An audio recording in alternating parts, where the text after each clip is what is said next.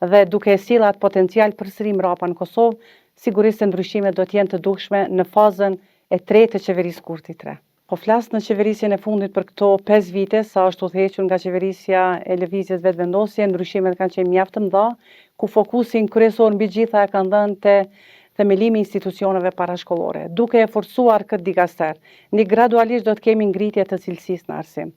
Sepse jo në masë të madhe kanë qenë të përfshirë fëmijët e grup moshave 0-5 apo dhe 5-6 në institucionet parashkollore.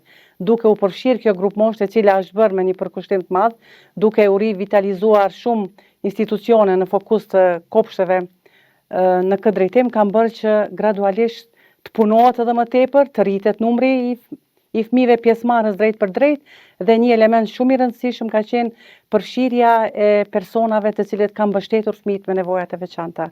Përfshirja e asistentëve në institucionet tona, që ndoshta nuk është në masë të madhe e mjaftuar për numrin e fëmijëve që kemi në shkolla, gradualisht në qeverisjen Kurti 3 sigurisht edhe ky element do të plotësohet dhe do të arrihet. Sa është i rëndësishëm për fëmijën mësimi parafillor? Shumë i rëndësishëm. Unë punoj tani te Kolegji AB në këtë pjesë, në këtë dikaster për kujdesja dhe mirëqenia e fëmijëve të grup moshës 0-5 dhe e shoh se interesimi edhe i studentëve është mjaft i lartë për të qenë pjesë dhe nismëtare e punës së këtyre fëmijëve.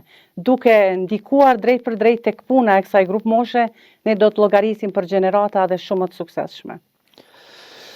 Çfarë tjetër përpos arsimit parafillor është bërë këtë? Ka pasur kritika të ndryshme që ndoshta sektori apo fusha arsimit nuk po mund të ndryshohet për një kohë të shkurtër apo po dal shumë kohë, apo sektori i arsimit po është i pandryshuar në vazhdimsi. Kemi provuar gjitha subjektet politike në këto vite edhe lëvizjen vetëvendosje, por nuk kemi pa ndryshime substanciale në arsimin parauniversitar pa përjashtuar universitar. Duke llogaritur hendekun e 20 viteve paraprake, është kohë dhe mund duhet kërkuar për të rivitalizuar gjërat.